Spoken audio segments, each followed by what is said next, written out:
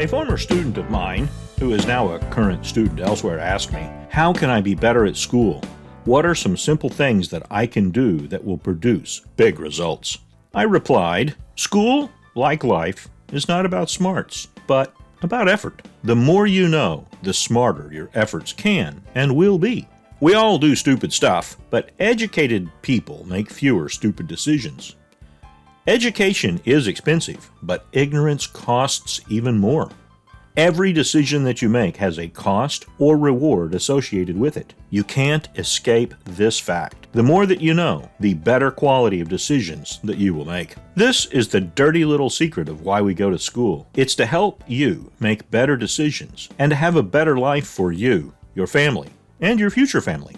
Some simple things that you can do to improve your understanding and retention of the content covered in school are: become interested in the content. This will mean that you are satisfying a curiosity and not just memorizing a bunch of facts. Seek to understand the value of what the teachers are working to help you learn. Go to class prepared. You never retain all of the material that you hear when you hear it the first time. No one can do this. Remember that childhood game called telephone? If you know a bit about what the topic is before you get to class and you have looked at a few YouTube videos about the topic, you'll come away with a greater understanding. If there is suggested reading, at least give it a once-over before you go to class. Engage in discussions about the material. Most people learn better by discussing the material. Form or join a study group and go to the study group prepared.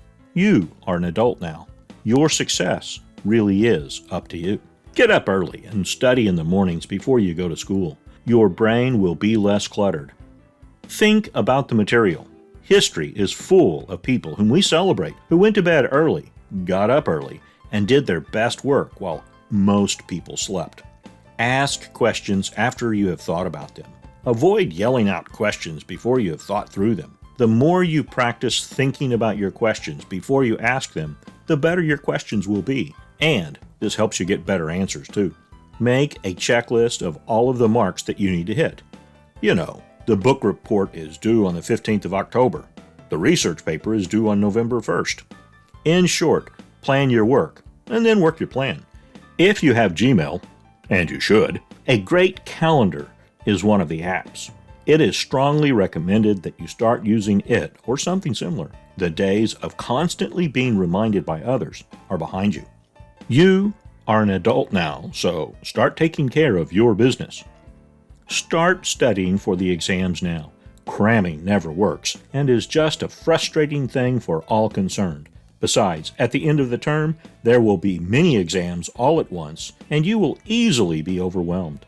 There are about 1,600 hours of school time each term that are available for you to do schoolwork, be employed, and entertain yourself. You will not need the full 1,600 hours for school. Spread out the load. Do not try to cram 30 hours of study time in a 24-hour day. Take interest in the things that you missed on the exam. Look at the missed questions as an opportunity to learn. Write essays about each of the topics that you missed. Give your write-ups to the teacher and ask, "Do I understand these things now?"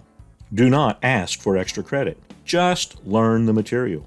It'll show up on the final. This effort on your part will help you learn the material and positively impress the teacher. It'll pay off down the road. Ask your teacher, "Where do you get the test questions?" This is a fair question. They could come from the book, lecture notes, assigned videos, or labs. Some teachers recycle old tests, and these old exams do not do a good job of covering the new book or the updated lecture notes. Be early to class and be prepared. It's rude to be late. Often things happen to you while you are traveling to class. They get you flustered, and then you're not ready for class. Give yourself time to get to class early so that you can get in the right frame of mind and be ready to have new software installed. Understand that they are trying to put new stuff into your head every day, and no one can learn it all in one setting. You must review the material. This is why you engage in discussions about the material. Focus on the information and not the grade. By focusing on the content and the marks that you need to hit, the grades will take care of themselves. Grades are important while you are in school, but after graduation, the grades no longer matter. What matters is, can you start and finish the tasks well? Grades will not help you on the employment side of graduation. Content mastery will. Another thing to do while you're in school and you want to prepare yourself as best as you can for the next chapter is to avoid the againsters. These are people who tell you that you can't do something or want you to go with them to the party rather than study. These people are not your friends. Don't reward them with an audience. Surround yourself with those who will lift you, encourage you, and want you to be better than you are. Above all, you can do it. It is strongly suggested that you discuss these points with others who want to be better too. These points all came from a book. If you would like a copy of the book, write to me and we can work something out.